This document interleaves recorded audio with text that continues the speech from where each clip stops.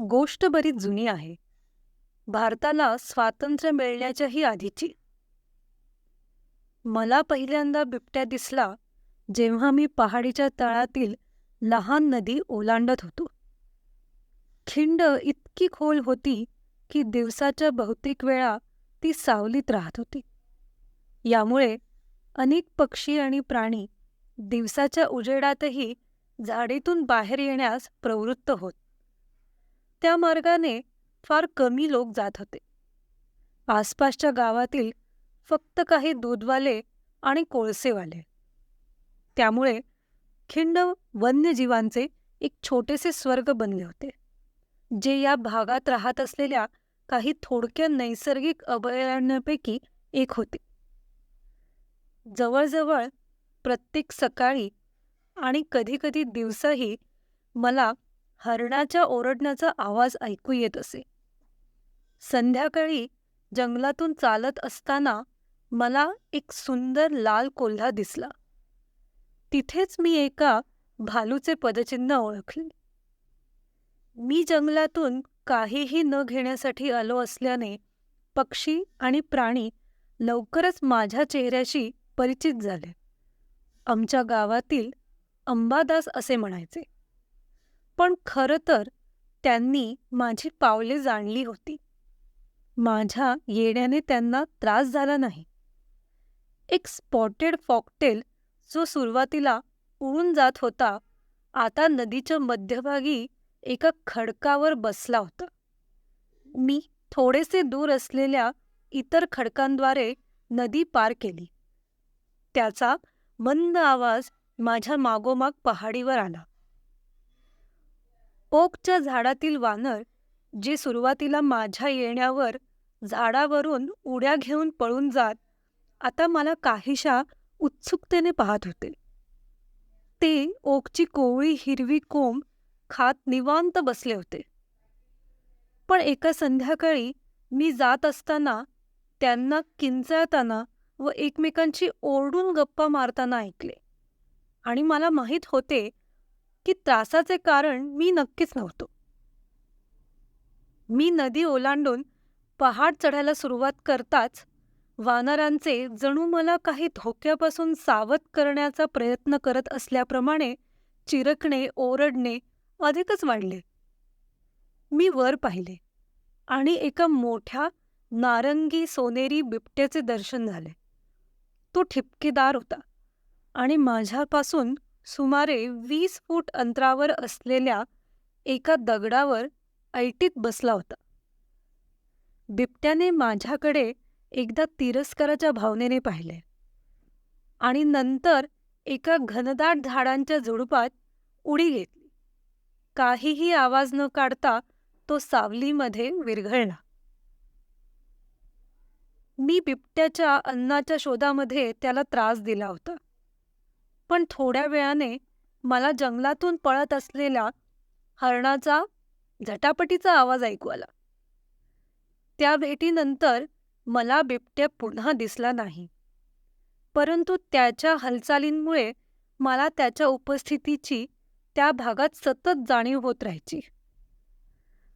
कधीकधी मला वाटायचे तो माझ्या मागे आहे. आणि एकदा मला घरी जाण्यास उशीर झाला असताना आणि जंगलावर अंधार पसरलेला असताना मला एका झुडुपात 2 चमकदार डोळे माझ्याकडे पाहत असलेले दिसले. मी तिथेच थांबलो. माझ्या हृदयाचे ठोके अचानक वाढले. नंतर ते डोळे नाचत दूर गेले आणि तेव्हा मला ते फक्त काजवे असल्याचे लक्षात आले आणि माझा जीव भांड्यात पडला. एका संध्याकाळी नदीजवळ मला हरणाच्या मृतदेहाचे अवशेष सापडले, जे फक्त अर्धवट खाल्ले होते. मला आश्चर्य वाटले की बिबट्याने त्याच्या शिकारीचे अवशेष का लपवले नाहीत, आणि मी निष्कर्ष काढला की तो खात असताना मी त्याला त्रास दिला असेल. टेकडी चढून मला पाईनच्या झाडाखाली विश्रांती घेत असलेले काही लोक दिसले. त्यांनी मला विचारले की मला बिबट्या दिसला आहे का. मी म्हणालो नाही. ते म्हणाले, की त्यांना माहीत आहे की जंगलात एक बिबट्या आहे. त्यांनी मला सांगितले की दिल्लीमध्ये बिबट्याची कात 1,000 रुपये प्रति विकली जात आहे. मी चालत शांतपणे निघून गेलो. पण त्या लोकांनी हरणाचा मृतदेह पाहिला होता आणि त्यांनी बिबट्याच्या पाऊलखुणा देखीलही पाहिल्या होत्या. त्यामुळे ते जंगलात सतत येत राहिले. जवळजवळ दर संध्याकाळी मी त्यांच्या बंदुकीचा आवाज ऐकत होतो. येथे बिबट्या आहे ते मला नेहमी सांगत. तुम्ही बंदूक बाळगायला हवी. माझ्याकडे बंदूक नाही, मी म्हणालो. आता पक्षी क्वचितच दिसत होते आणि वानरही तिथून पुढे दूर निघून गेले होते. लाल फॉक्स स्वतःला दाखवत नव्हते आणि पाईन मार्टेन्स जे बरेच धीट झाले होते आता माझ्या येण्याने लपून बसले. त्यांना त्या माणसाचा गंध आला होता. एका माणसाप्रमाणे दुसऱ्या माणसाचाही गंध येतो. कदाचित म्हणूनच मलाही ते आता बुजत होते. आणि नंतर अर्थातच अपरिहार्य घडले. ते लोक ओरडत आणि गात टेकडी चढून येत होते. त्यांच्या खांद्यावर एक लांब लाकडी काठी होती आणि काठीला बांधून पाय वर डोके खाली असलेल्या बिबट्याचा मृतदेह होता. त्याला गळ्यात आणि डोक्यात गोळी लागली होती. आम्ही तुम्हाला सांगितले होते की इथे एक बिबट्या आहे, ते मोठ्या आनंदात हसत ओरडत म्हणाले. काय जबर नमुना आहे ना?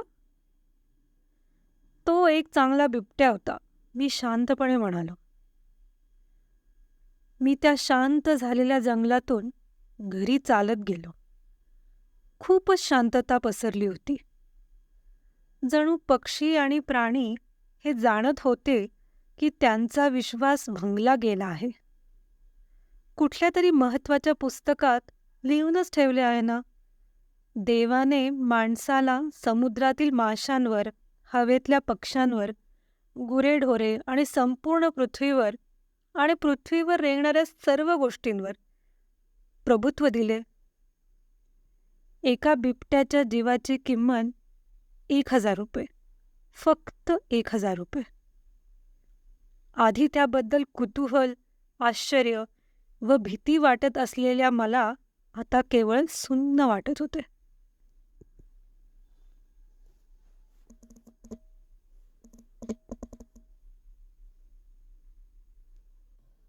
यूट्यूबवरील प्रेक्षकांनो, आपणास ही स्टोरी आवडली असेल ही आशा आहे.